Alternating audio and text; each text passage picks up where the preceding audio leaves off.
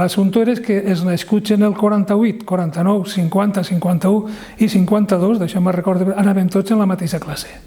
Entonces hi havia diverses seccions i els que des del 48, que són, per exemple, Herminio, Vertiauxina, i després en el 52, que és José Miguel en paz descanse, però puc contar una anècdota de José Miguel Bachero Nebot, que va posar don Paco allí una multiplicació, 215 per dir alguna cosa multiplicat per 7. I salta José Miguel i diu, don Paco, 2.718. És a dir, el cervell de José Miguel anava davant de tots els demés que anaven, eren més listos que tots junts.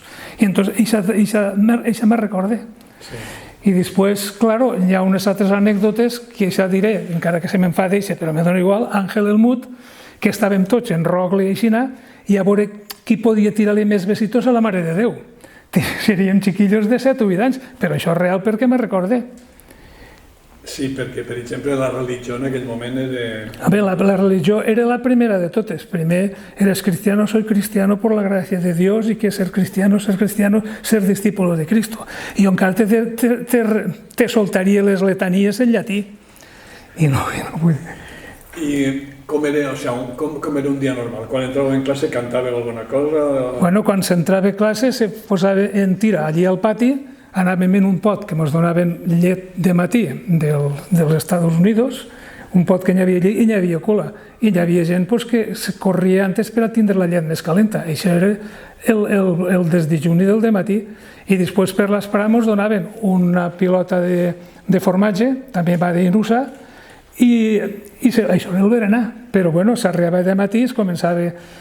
se izaba banderas, que alzaba sempre Herminio el Vale, alzaba la bandera, i després se cantava el Cara al Sol antes de començar classe, que també te'l cantaré, perquè, clar, el que s'ha d'aprendre de xicotet no s'olvida mai.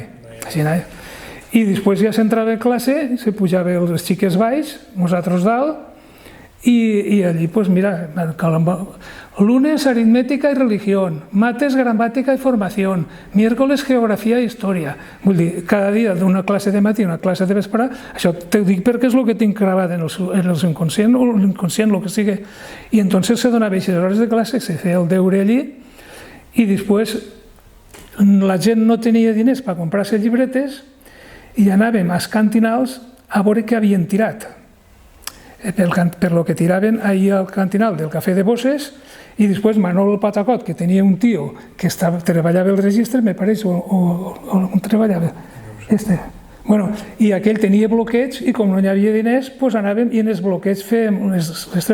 I el deure se n'anàvem a les eres i allí estaven el Pavo, Àngel el Mut i jo sabia una miqueta més i les divisions per els dos es les feia al Pavo i al Mut.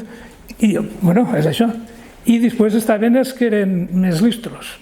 El més listo de tots els que vaig anar en classe, independentment de José Miguel, que això és un altre assumpte, era Fernando el Plato, que mos anava 2 quilòmetres davant de tots. I després els altres eren més o menys del muntó. I alguns que després s'han col·locat bé en la vida, però eren els més soques en l'escola. Allò que diu, el primero en classe, l'último en la vida i viceversa. Això ha sigut així.